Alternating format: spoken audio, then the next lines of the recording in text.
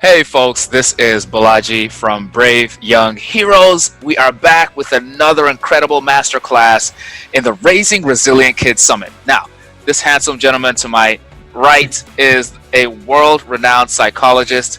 He is the author of Playful, Parenting, an award-winning book, wonderful book about nurturing close connections and building confidence in kids. He consults with schools and after-school programs all over the world. His work has been translated into 14 languages. He's worked with Nick Jr., the winner of the Golden Lamp Award. I could go on and on and on. Please help me welcome the Scaramouche of Playful Parenting, Dr. Larry Cohen. Wow, that was quite an introduction. Thank you. Your reputation precedes you, sir. It is an honor and a pleasure, as I'm sure our fellow parents will find out here. Thank you so much for making the time with us, Dr. Larry. We appreciate it. Now, you are a trained and world-renowned psychologist, but a lot of times when we parents hear playful or a player, playful parenting, we might almost feel like it sounds childish. Yeah. I mean, we're grown-ups here, Dr. Larry, okay? So childish should be a compliment and not an insult. Let's go. Let's start right off the bat. I love it. Talk to me. Why does it have a stigma for some parents in some societies? Yeah. Well, play is the world where children live. And I think that when kids grow up, I think it kind of happens in the tween and teen years. I'm too cool for that. Yes. And then we slide from that into serious responsibilities. Mm-hmm. And then we have children. And of course, every parent experiences the joy of gazing in their child's eyes. Yes. I hope every parent experiences that. But we also experience a lot of stress and responsibility. It can be isolating. It can be hard. My child does not stop crying no matter what I do. My toddler's having a tantrum. My 7-year-old is talking back to me, and my 10-year-old is slamming the door. Like, these are natural things. Parenting's all about connection, but disconnection is inevitable. Disconnection happens. So we forget about play. And when we're stressed, play goes out the window. Yes. So that's why I call it playful parenting instead of anything else, is because play is the deepest way to connect, or one of them, but it goes out the window. It's not all play, because we also need to connect with children through emotional understanding and empathy. Even children are not ready to play all the time. You know, I know sometimes, I remember when my daughter was little and she would be upset and I would try to say, oh, let's play a game. And she's like, are you trying to cheer me up? Yes. So, you know, she wasn't ready to be cheered up and play then. She needed to be held and listened to then. So those, the play and the listening, those are the twin strategies we have to connect and reconnect. You know, I almost feel silly asking this question because children and play goes together, but could you kind of explain, like, biologically or scientifically, why do children actually play? We see it not just in humans, by the way. Those of us who've had pets or animals, the younger ones play too. Exactly. Most animals play, and if you look at sort of the intelligence level of different animals, like from ants up to dolphins maybe, the bigger the brain and the more they have to think about in their life, the more they play. Wow. So play builds brain connections.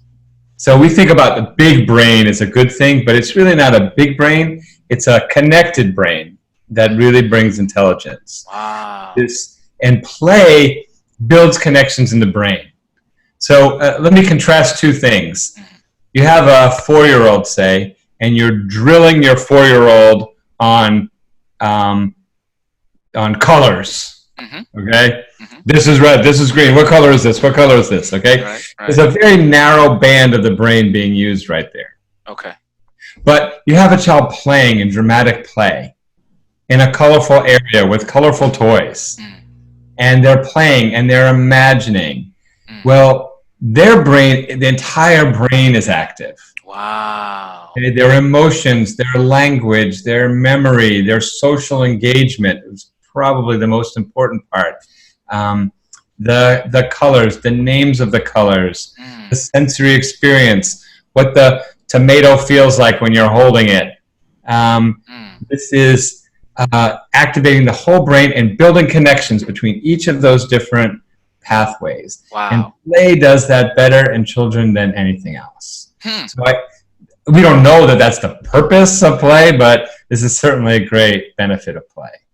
That's really interesting. I mean, I feel like a lot of us, a lot of parenting, at least parents feel, is preparing our kids to one day Exactly. be adults. And so we Exactly. want to teach them, it's almost like at school where they're trying to cram this whole syllabus into a certain number of school days.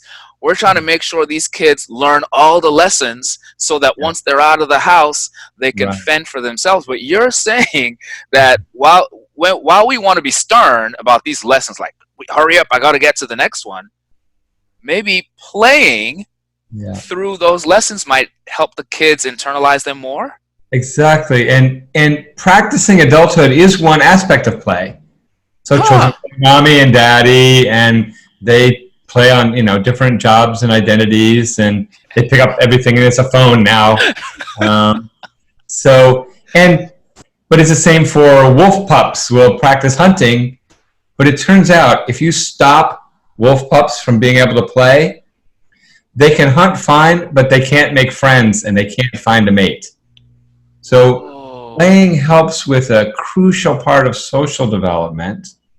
And like you were saying, if school is all about cramming in information, there's something really crucial missing. Mm. And it's not just at school. I see parents and grandparents at a playground, and the child's playing with the truck, and the adult is saying, "What color is the truck? How many wheels does the truck have?" This is not play. This is an exam. And the child is like, "Leave me alone. I want to play with the truck." And by playing with the truck, they'll not just learn. They'll learn what color it is. They'll learn how many wheels it is. They'll learn it organically, and they'll also learn cause and effect because they do things with the truck. And they'll learn that if they grab another kid's truck, the other kid screams and they get in trouble. Their learning is so much richer.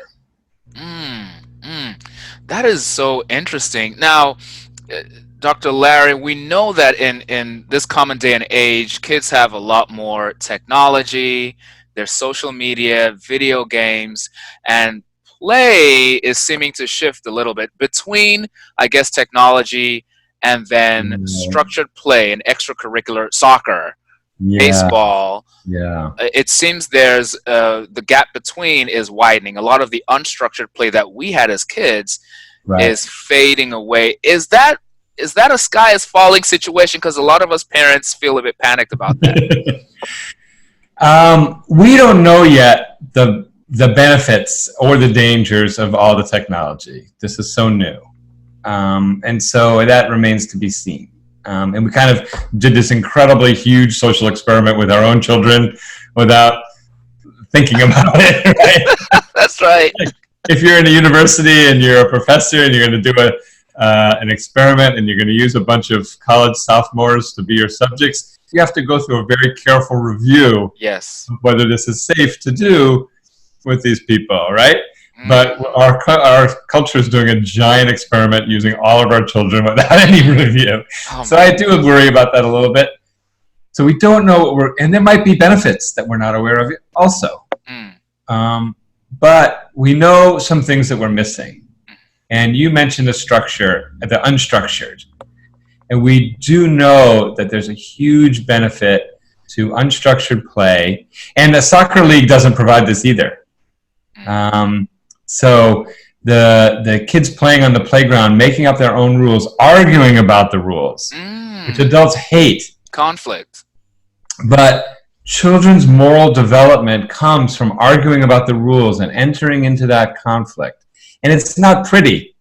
And adults get annoyed, and it's like they can't stand it. And why don't you just play? And what's the big deal? And adults see, like, you're more powerful. You always get your way when it's an argument.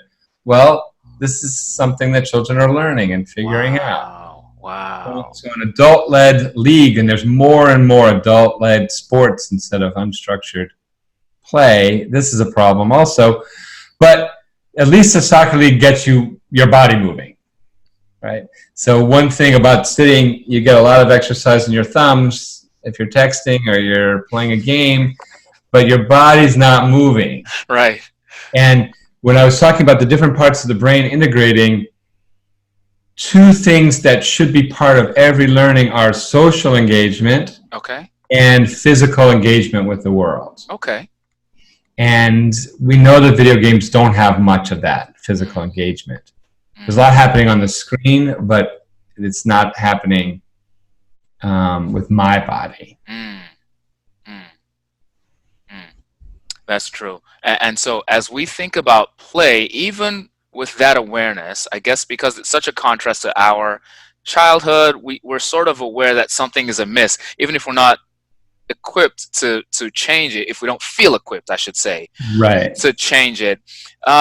And yet we might not grasp the real importance of play. We've talked about how it helps kids to make connections in their brains as their brains are Yeah. developing.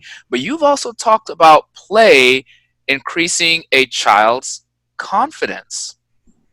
Right, because they get to practice things without risk, without danger. Of course, there's risk. Risk is an important part of play. It should be more a part of play, I think, but without big consequences, right? So, like, just as a simple thing, like, we tested the microphone here before we went on the air, right? Right. And that makes sense. Like, we test it before we go on the air because there's less consequences of it messing up. So we played with. If you skip that practice stage, then everything is too tense. But in play, you get to practice. Wow. And play brings out this inner drive for mastery. I remember with my granddaughter, she first learned to climb the stairs, right? All she wanted to do was find some stairs and go up and go down and go up and go down.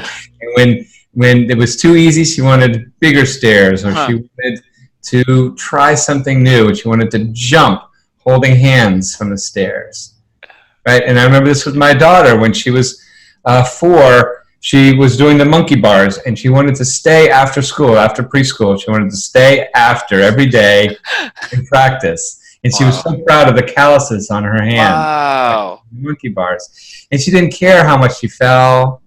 Of course, it's frustrating to fall, but she wanted to master it. And this is where the confidence part comes in. Man, that's good. And it's a lecture. If I sat her down and says, you have to stick with things and you have to keep doing them until you succeed. It's like, yeah, Dad, sure. It's not the same. Yeah, we never say that at all. Particularly, goodness, I think we probably say that a lot. I mean, it goes back to your example of the toy truck, the kids playing with the toy truck. My kids happen to play soccer. A lot of parents have kids in other sort of hobbies. But I think at a certain point, we as parents, maybe because we're there, my parents were rarely around when I was playing. I just played with other kids. But now I'm driving my kids to their activity. I'm there. I'm observing. I have feedback afterward. I might want him to play harder and build his resilience and perseverance. I have the right intentions, Dr. Larry, but am I messing up his play a little bit? I think what's more valuable is if you play with them in the backyard where they're not being coached and there's not a game at stake, and where you can fall over, so they're not the only one who falls over. The adults seem like they're so competent, and they beat you in the backyard soccer game 100-0, and you're like, I can't believe I missed it again. I'm going to quit. I'm going to quit. I'm going to quit. And then they say, don't quit. And they give you the lecture that they've heard 100 times. Wow. Oh, my gosh. But you've reversed the roles, and now they're the one giving the lecture. And that actually internalizes that thought much better than the lecture the 101st time. That is so brilliant. They don't even know that they're making those connections. And wow. Play opens the door to something very deep. And so why is it, Dr. Larry, that us parents, with play being so valuable and important, why do we sometimes struggle to play? Well, I think there's